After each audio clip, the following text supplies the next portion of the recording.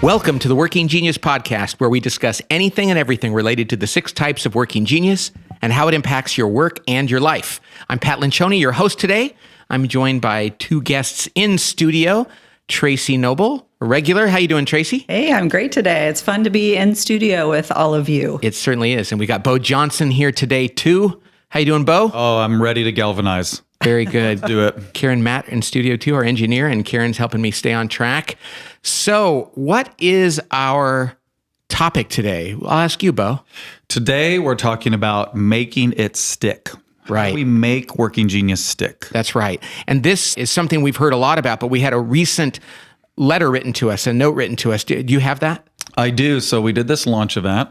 We had hundreds of questions submitted to get to ask you. Yeah, this is our first podcast since we launched the book and did our big launch event out in Atlanta. There were so many great questions, and several of them were in this vein, which I thought was really interesting. They said, our CEO's biggest concern about rolling out programs like this is sustainability. What are some tips to make this stick and become a normal part of our culture after the initial excitement wears off? Yeah, and that's a great question, because if it doesn't stick, it's not worth doing. Right. And that's the problem with so many things. You wonder, is this one of those things that 2 years from now, nobody's going to even be talking about, and we're not going to remember, and we're going to go, didn't we spend a bunch of money and time on that? And so if it doesn't stick, it doesn't work. And so the good news is people remember this because it's simple and it's real. You know, they're like, oh my gosh, this explains everything. But there are some things you can do to help it take hold in your organization. And that's what we're going to talk about today. And what is one of those things, Tracy? Well, I think the most obvious one, the one that's most clear, is it really starts with the leader. Yeah. So the leader has to be fully on board and bought into this process and committed to it. Yeah. They have to think this is going to make a difference in me and my team members individually, and how we work together as a team and leverage one another's strengths and help mitigate one another's weaknesses. And though it can take hold in an organization organically, if it doesn't come from the top, it's going to have not near as much impact. So that's a great way. If you really want this to happen, get the leader involved, because people look to them for the cues. And if you are the leader, to just start talking about your own geniuses and be curious about the geniuses and frustrations of the people around you, it will start to trickle out immediately. Absolutely. And even if you don't do any of the other things that we are going to talk about here, it's going to be impossible for it not to stick, because it makes such a difference for people to stop feeling guilty or judgmental and to really do the things they want to do so they can contribute more. So that alone would be the number one thing. Yeah. And I think you could do it to start that in about 10 minutes, where if you're the leader, to go around your team and just ask them to share their geniuses and their frustrations, that will jumpstart a conversation where we're beginning to become more familiar with each other, familiar with the language, and it'll feel like it's starting to get stickier. Absolutely. And that's the other beauty of Working Genius. If you're like, how do I get my leader interested? It takes 10 minutes to fill it out. And say, hey, just fill this out for 10 minutes. And then show them the results and say, hey, take 5 minutes to look at your results.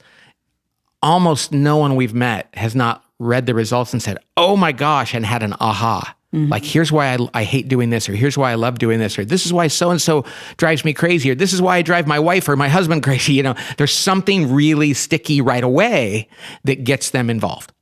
Yep. So that's the first thing is start from the top. But beyond that, there's a bunch of other things you can do to make this stick. One of which is this is a really critical thing, make it part of your vocabulary. Use these words, these terms, wonder, invention, discernment, galvanizing, enablement, and tenacity. Use them as verbs in your vocabulary.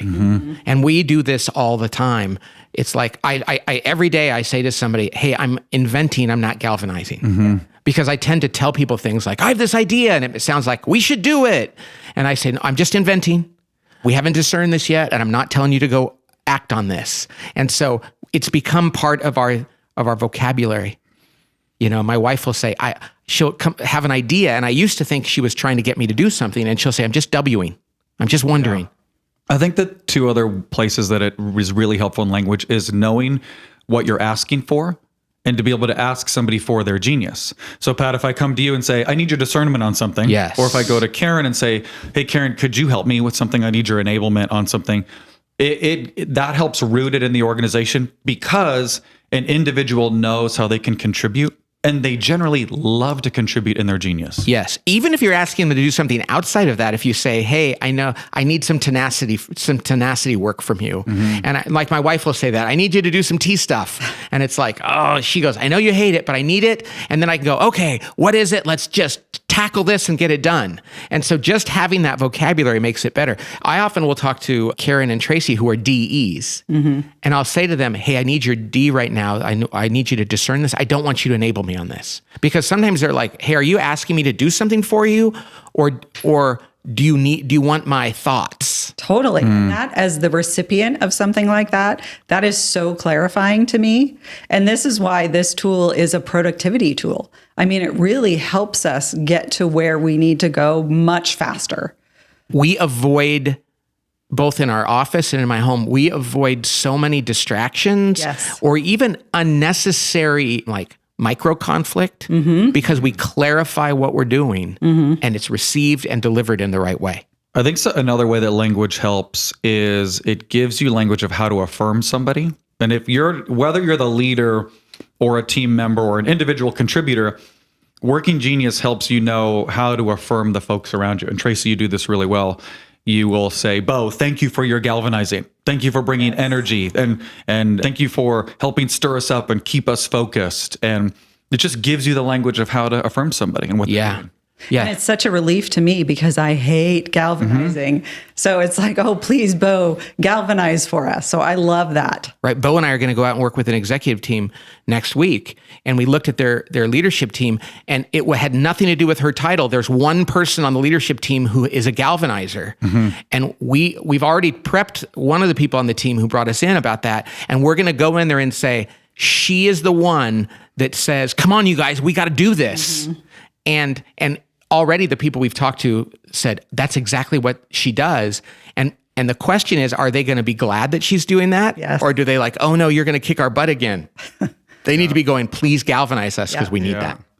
So a lot of the place that the language comes up is in meetings, which is a really, really, really practical way to help people make this sticky in their organization is to use Working Genius in meetings. So how would you do that, Pat? How would you help it get a little stickier in somebody's meetings? I love this because at first, in organizational health, we talk about there's 4 kinds of meetings.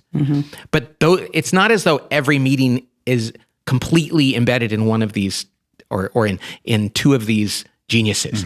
In fact, in a given meeting, you're going to jump around from a little WI here, a little ET there, a little DG here, or in between. And the key is when you're talking, for somebody to say, hey, is this are we at an ideation phase right now at WI where we should be thinking about that? Or are we at ET where we're just like, how are we going to get this done? And here's what happens in our meetings. The answer is usually yes. Karen's doing ET stuff. Beau is over there in WI stuff. Somebody else is, and we're like, why are we making no progress? And so the thing is, in meetings, what we need to do is stop and say, in this conversation, what exactly do we want to be going on? And it is such a clarifier. It is such a clarifier. So the ET can go, oh, okay. So I wanted to ask all these questions about implementation. That's not what you want from me right now. And we go, no. We are in the early stages. So let's set ET aside. So, and I don't mean to be talking about them in groups, but those are the groups that go with ideation, activation, and implementation. Does that make sense? Yeah. Oh, yeah. That makes perfect sense. It totally makes sense. I think there are some meetings that are pretty clearly defined. We're going to have a brainstorm meeting and we're going to try to stay in wonder invention with a little bit of discernment. But there's also your weekly tactical meetings that you're going to bounce around and you need different geniuses because you're at different stages of work in the different conversations you're having. So I was with a leadership team this week and had this aha moment that my role there is to be the narrator. My role there is to, if you've ever watched a documentary, if you don't have a narrator there, you're kind of like, what am I seeing? What images are, you can feel a little confused. The narrator is just there to be able to say, okay, so in this conversation, what do you need? Oh, you need permission? Okay, so I know where we're at. Or you need buy-in or you need some help. it helps clarify what is needed from the room based on the separate conversations you're having in your weekly meetings. Absolutely. And yes, the daily check-in is going to be mostly T stuff. Maybe GT stuff. It's like, okay, what are we doing today? What do we do? Okay, you're going to do that. Go, let's do it. And maybe the weekly tactical, that's going to bounce around. Probably your strategic meetings, your ad hoc strategics are going to be a lot of I&D. Sure. Like, we got to solve this problem. Let's come up with a solution and figure out if this is right. And then your quarterly offsites are going to be a little bit of everything. Yep. But rather than think about it that way, I think every conversation, every meeting needs to have an understanding of which geniuses are we trying to focus on right now. And it helps everybody in the room know how to win. It helps them know how to participate. And even if I don't have the genius of discernment and somebody says, I need discernment right now, I know what hat to put on. Now, Tracy's discernment hat is a lot bigger than my discernment hat, but I still know what phase of work we're in and how I'm trying to add value. You know what? I just thought of something. It's like, so in Myers-Briggs, we talk about extrovert and introvert. Well, I'm an extrovert, believe it or not. Yes, I am. Beau, you are too. But when I go to a meeting where ET is called for, I need to check that. Yes. Because I don't do ET very well, and I should not be talking 70% of the meeting. I should probably be reining that in and managing that because that's not my natural thing. And which is good because then somebody else who is in that area, but they're an introvert, I should be sitting back and letting them process and talk as much as they can and ask them questions. So it's not about just showing up and being who you are. It's about knowing when to kind of manage that. So I've got a good friend who leads a company, and he innovated around this idea is he has his working genius team map on his desk, and they print it out for everybody. And if they're meeting virtually, he just pulls up and shares his screen because he just wants to keep it in front of him all the time of what conversation they need. And then what he's done is he's actually circled in red pen where they're missing some genius because he needs the reminder of like, okay, when we get to this, we all are going to have to be a little more self-controlled and I'm going to have to lead a little bit more in this area. Yeah, that's something that Matt was talking about yesterday, making it visible. Yes. Do something to make it visible. Like put it on a hat, print it on a hat and wear your hat to it. No, I mean, you don't have to do that or wear a name tag, although you might, but do something to make it visible so people can go, oh yeah, we have a huge gap in that area. Yeah. Or, oh yeah, now I know what your type is. And I find that people really remember these pretty quickly, but do something. I mean, even if it's a little table tent thing that you just put up in your meeting so you can go around and go, oh, that's right, you're a D on this. We should ask you. Yeah, and your email signature, that's a place to do it. It's to like put it in there, put discerner, inventor, and know what that is. Yeah, and I think eventually it will just stick. Yes. I think now we're very natural at this, but doing those visual cues out of the gate, I think it makes a lot of sense. And then eventually it will just become second nature to you. I can't look at a person. I mean, even right when I meet them, once I know what their working genius is, I look at them and I see that in them. Yes. And that's great. I'm not limiting them. I'm actually seeing their genius even more than their frustration and going, oh yeah, they're great at that. It does feel like I can, there's a spotlight on them like this guy or this gal is a star. And I know what kind of star they are, which sounds like a children's book. Well, and then let me say two more things about meetings, or maybe one more, because I'll probably forget the second one, which is it helps you know if you're skipping a phase of work. If you keep the visual in front of you, like, okay, we've galvanized, great, now let's finish. And everybody in the room should go, wait, let's make sure we don't skip enablement. And then the second thing, I did remember it, is it helps you know who you need to involve based on the conversation you just had. Right. So if you say, okay, we've discerned this decision, now we know we're going to move forward. The team celebration event is going to be on October 31. And then you say, sounds like we need some galvanizers to help us move that forward now. Right. And it just super practically helps you know what we need to do next and who needs to be involved. Absolutely. We need to talk about the next way to reinforce this. And it's huge. And I'm going to reverse this because we put hiring and staffing. I'm going to call it staffing and hiring. Yep. Staffing, more important. Staffing, some people think that's the same as hiring, is allocating resources to get things done. And you should do that before you do new hiring. Explain what you mean by that a little bit more. Well, it's kind of like, and I had somebody say to me yesterday, hey, the economy might be slowing down and there's a freeze on hiring.